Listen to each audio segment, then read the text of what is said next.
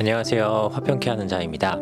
여러분들은 취미 생활을 어떤 걸로 즐기고 계세요? 저는 요즘에 옛날부터 쭉 해왔던 거지만 최근에 다시 시작하는 취미 생활이 장기입니다. 장기.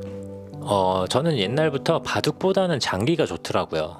그리고 체스보다도 장기가 더 좋았고, 바둑은 어렸을 때 아버지 할아버지께서 두시는 거를 보면은 도통 못 알아먹겠더라고요. 뭘 어디다가 어떻게 두는지도 잘 모르겠고, 체스 같은 경우는 체스 말들이 많다 보니까 되게 좀 번잡해서 저랑은 좀 잘 안 맞더라고요. 근데 장기 같은 경우는 알 크기도 각각 다르고, 또 놓는 위치들도 일정한 패턴이 있긴 하지만 굉장히 변수가 많은 그런 게임이다 보니까 저랑도 되게 잘 맞고 해서 쭉 해왔는데, 한동안은 장기를 쭉 안 했어요. 왜냐면은 한 7연패인가 8연패 하고 멘탈이 완전히 나가가지고 이제 장기 접어야겠다 해서 몇 년 동안 쭉 안 하다가 유튜브를 이렇게 보는데 장기 유튜버들이 있더라고요. 그래서 장기 유튜버를 보다 보니 저도 다시 장기가 하고 싶어져서 요즘 카카오 장기를 받아가지고 열심히 하고 있습니다. 지금도 장기를 한 판 두고 왔는데 제가 완전히 다 진 게임이었어요. 그래서 이거를 그냥 기권을 할까 말까 고민을 하다가 그래도 끈기 있게 게임을 해봐야겠다 해서 배우는 입장으로 차근차근 했는데 제가 역전승을 하게 된 거예요. 그러니까 모든 스포츠가 그렇겠지만 최고의 어떤 게임의 희열은 이 역전 경기에 있는 것 같아요. 그래서 완전히 진 게임이었는데 제가 어떻게 저렇게 하다 보니까 또 상대편도 실수를 하고, 그래서 이제 역전승을 하게 돼서 지금 굉장히 좀 기분이 업된 상황입니다. 근데 제가 장기를 오랜만에 이렇게 두다 보니까 몇 가지 좀 깨달은 것들이 있어요. 뭐냐면은 장기를 이렇게 몰두하다 보면 내가 어느 루트로 공격을 해야지 이런 이제 시뮬레이션을 돌리잖아요. 근데 자기가 어떻게 둘지에만 빠져 있으면은 꼭 지게 돼 있어요.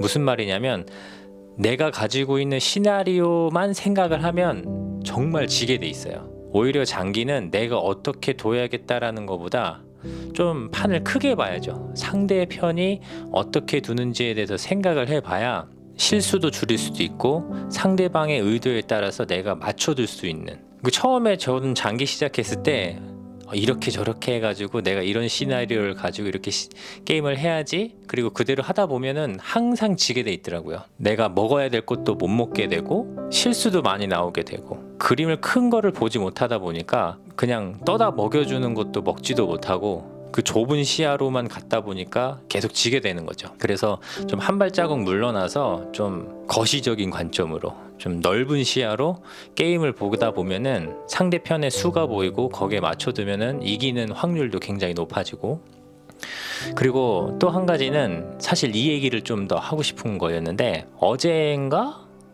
장기를 이렇게 두다가 그 핸드폰으로 두다 보니까 제가 이제 움직일 말을 클릭을 했는데 실수로 정말 이상한 곳에 제가 눌러버린 거예요. 이게 터치가 잘못돼가지고. 그래서 이거 진짜 뼈아픈 실수다. 어떻게 터치를 잘못해가지고 다른 데다 알을 놓냐. 이거 한 수 물을 수도 없고.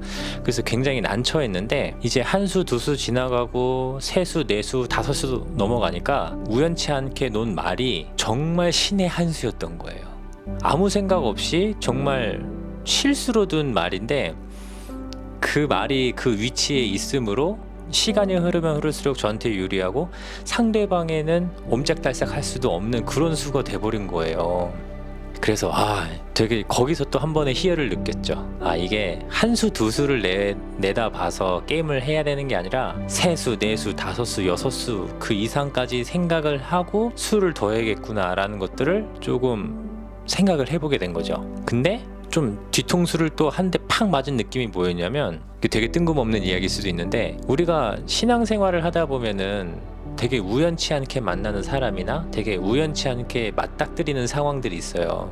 그것들을 피하고 싶을 때도 있고 정말 우연치 않게 누군가에 이끌려서 그 위치에 우리가 서 있을 수도 있고, 그런데 제가 방금 말씀드린 예처럼 정말 우연치 않게 그 수를 두어서 저한테 이득이 된 것처럼 정말 우연치 않게 만나는 사람, 정말 우연치 않게 가게 된 곳, 정말 예상치 못했던 오히려 실수라고 생각했었던 것들이 저한테 하나님께서 선으로 이끌어 주시는 기억들이 갑자기 막 이렇게 생각이 나더라고요. 그래서 내가 인생을 살아가면서 실수를 해도 너무 낭망하지 말아야 되고, 또 거꾸로 성공을 하고 있다 그래서 너무 기뻐할 일도 아니겠구나. 정말 우리들의 인생이 한 치 앞도 알지 못하고 정말 우연치 않게 그 일이 이루어졌다라고 한다면 참 그 상황 앞에서 우리가 겸손해질 수밖에 없겠구나. 하나님께서 우리를 인도해 주시지 않는다면 정말 우리는 위태위태하고 앞을 내다볼 수 없는 그런 장님과 같은 인생을 살아가겠구나. 그런 생각이 또 불현듯 든 거예요. 장기를 하면서. 아무튼 뭐 제가 배운 게 도둑질이라고 전도사 목사로 이렇게 생활을 하다 보니까 정말 이런 일상적인 것들에도 깨달음이 이제 서스름 없이 느끼게 되는 거죠. 그래서 이 우연치 않게 둔 그 한 수로 인해서 참 인생의 교훈을 얻는다. 장기를 하면서 인생을 배운다. 네. 아무튼 요즘 장기에 너무 푹 빠져 있어가지고 정말 메마른 사막과 같은 인생에 그나마 잠시 쉬어가는 오아시스 같은 그런 시간들을 장기를 하면서 좀 보내고 있습니다. 목회자가 이렇게 취미생활이 많으면 목회에 집중을 못한다 그랬는데 그래도 뭐 장기 하나쯤은 제 삶을 조금 더 즐겁게 만들 수도 있고, 또 반대로 멘탈이 나가게 만들 수도 있는, 뭐 제가 잘 해야죠, 게임을. 오늘 뭐 장기 얘기만 쭉 하다가 끝났는데 여러분들도 취미생활 한두 개씩 있으시죠? 그 취미생활 너무 또 스트레스 받지 말고 즐겁게 즐기시면서 하셨으면 좋겠어요. 제가 방금까지 게임을 해서 이겨가지고 기분이 좋았지만 앞에서 말씀드렸다시피 한 7연패 8연패 하니까 장기를 또 접잖아요. 그러니까 적당히 뭐든지, 게임도 적당히, 취미생활도 적당히. 오늘 영상은 여기까지고요. 내일도 좋은 이야기를 가지고 여러분들을 찾아뵙도록 하겠습니다. 샬롬.